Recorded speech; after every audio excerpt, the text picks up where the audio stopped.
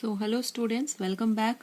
तो हम कंटिन्यूएशन में पढ़ रहे हैं। पार्ट 1 हमने पढ़ाया था Jainism and Upanishad, and now हमारा बुद्धिज्म रह गया था उस वक्त। तो वी विल स्टडी बुद्धिज्म। तो महावीर के तरह ही लॉर्ड बुद्धा जो थे, उन्होंने भी इविल प्रैक्टिसेस थी वो उसके अगेंस्ट रहे, और जो हिंदू रिलीजन में जो भी सैक्रिफाइसेस थे वो उसको फॉलो नहीं करते थे। बट उन्होंने एक मिडिल पाथ अपनाया। जैसे कि महावीर अगेंस्ट थे हिंदू गॉड के, कि हिंदू गॉड नहीं होते हैं, he did not believe in that, so he remained silent about this matter. अब लाइफ ऑफ बुद्धा के बारे में पढ़ते हैं।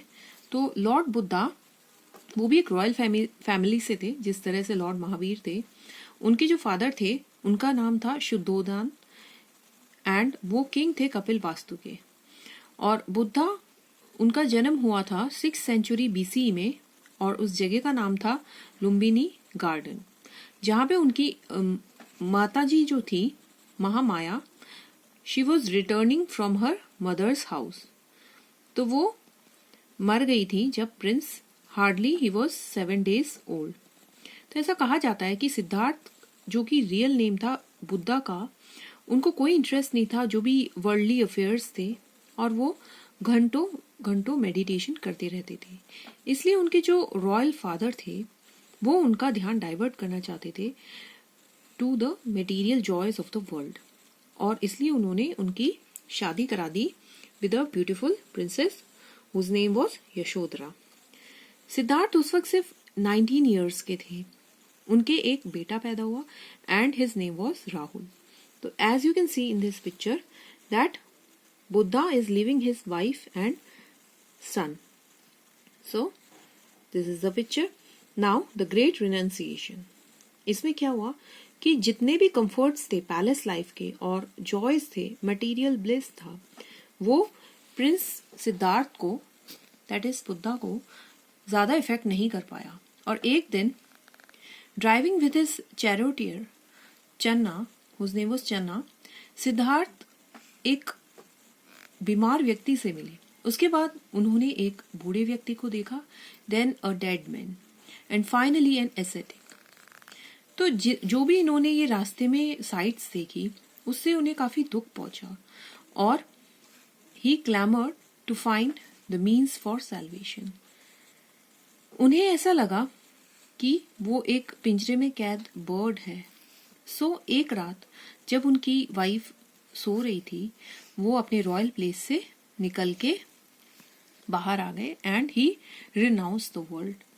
वो उस वक्त सिर्फ 29 years के थे, और इस इवेंट को कहा जाता है the great renunciation. Now attainment of higher knowledge. तो घर छोड़ते वक्त वो कहाँ पहुंचे? वो पहुंचे Rajagriha, which is the capital of Magadha, और वो डिसाइपल बने of the 2 distinguished teachers of his time. उनका नाम था अलारा कल्मा एंड उद्दक रामपुत। तो getting no solace from them, he left them, उनको छोड़ दिया, and practice the severest austerity and penance. तो बहुत जप तप किए उन्होंने, बहुत कष्ट सही, और लास्ट में thinking that mere sufferings and sacrifices could not lead him to truth, he left that path. और एक रात क्या हुआ, जब वो पीपल के पेड़ के नीचे बैठे थे, तो true light dawned on him and he became the Buddha or the enlightened one. So you can see that he's sitting under the peepal tree, and there is one light behind him, and he has become the enlightened one. So this is the picture. Lord Buddha attained enlightenment in Bodh Gaya. Now preaching work. तो बुद्धा ने अपना पहला sermon, that is the public speaking, वो कहाँ पे deliver किया? He delivered it in deer park, that is located at Sarnath near Banaras, and उन्होंने 5 disciples Buddhism में कन्वर्ट किए। और इस इवेंट को क्या टर्म दिया? दिस इज द धर्म चक्र परिवर्तन, और turning of the wheel of law in the history of Buddhism. और बाकी की जो उनकी लाइफ थी, अबाउट 45 years, बुद्धा ने ये रिलीजन प्रीच करने में बिता दी, moving from one part of the country to another. तो बुद्धा के जो अर्लीस्ट डिसाइपल्स थे वो कौन थे? मगल्लना एंड सारीपुत्र। अब जो 4 नोबल ट्रूथ्स हैं वो क्या है? That is the world is full of misery and sorrow. जो मेन कॉज है माइजरी सॉरो का वो क्या है? डिजायर। इच्छाएं होंगी तो माइजरी और सॉरो क्रिएट होगा। देन माइजरी और सॉरो को कैसे एंड किया जा सकता है? इच्छाओं को खत्म करके, बाय किलिंग द डिजायर। और ये जो डिजायर है इसको कैसे किल किया जा सकता है? By following the 8-fold path. So the 8-fold path was there in the Buddhism. So first is right belief, right thought, right speech, right action, right living, right effort, right collection, and right meditation. So this is the wheel of 8-fold path. So Buddha breathed his last in about 483 BC at Kushinagar. Now what were the teachings of Lord Buddha? First teaching was just like Mahavir, ahimsa, and this is the non-injury to animals. Second was faith in the theory of karma, and like the Hindus and Jains, the Buddha believed in the theory of karma. So what he said that everybody has to reap the fruits of the seeds he has sown. जैसा बोओगे वैसा फल पाओगे. And he had no faith in yajnas, sacrifices and ritualism. So just like Jainism. Now you can see here the Sanchi Stupa that is built by Ashoka over the relics of Buddha. So we have read this in a previous chapter, Ashoka the first emperor, that he used to build these stupas over the relics of the saints, monks. So this is the Sanchi Stupa picture. Now Nirvana, this was another main teachings. This is according to Buddha, the chief aim of man's life should be the attainment of Nirvana or ultimate salvation. So this can be only achieved by following this 8-fold path or virtuous living. This is again the picture of Buddha, Lord Buddha. Another teaching was no faith in the caste system. He had no faith in the caste system and he treated all as equal.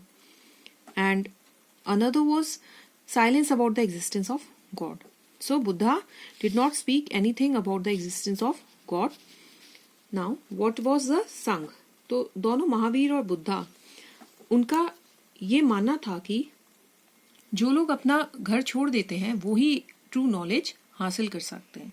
तो they form the संघ या फिर एक association कह सकते हैं for those who had left their homes.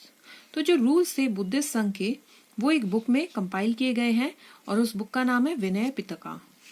और इससे हमें जानने को मिलता है कि बुद्धा के 2 तरह के डिसाइपल्स थे. एक तो भिक्खूस थे एंड ले वर्शिपर्स, उपासिकास.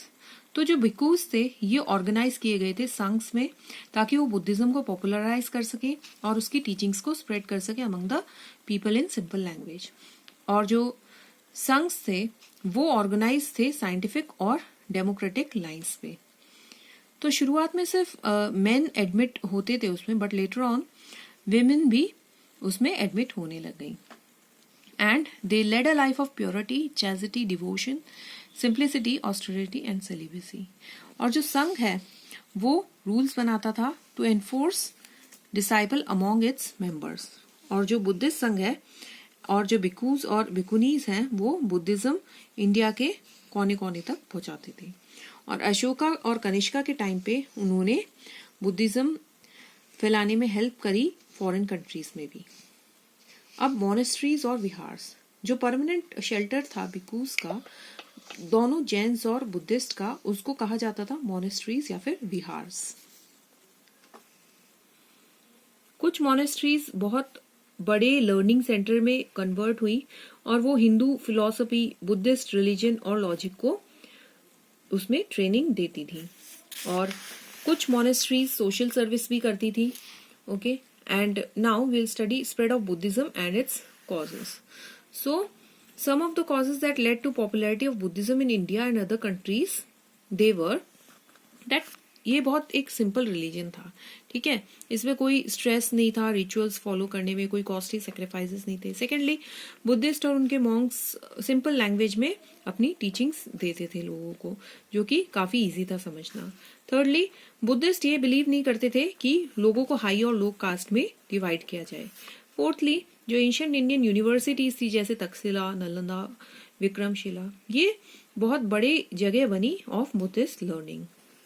देन फिफ्थली, इसके उपरांत जो रॉयल पैट्रोनेज था जो कि बुद्धिज्म ने अक्वायर किया इंडिया में और बाहर भी, तो उससे वो पॉपुलर हो गया। और इंडिया में अशोका, कनिष्का और हर्ष ने बहुत अच्छा काम किया ये बुद्धा का जो मैसेज है वो दूसरे जगह पे पहुंचाने में।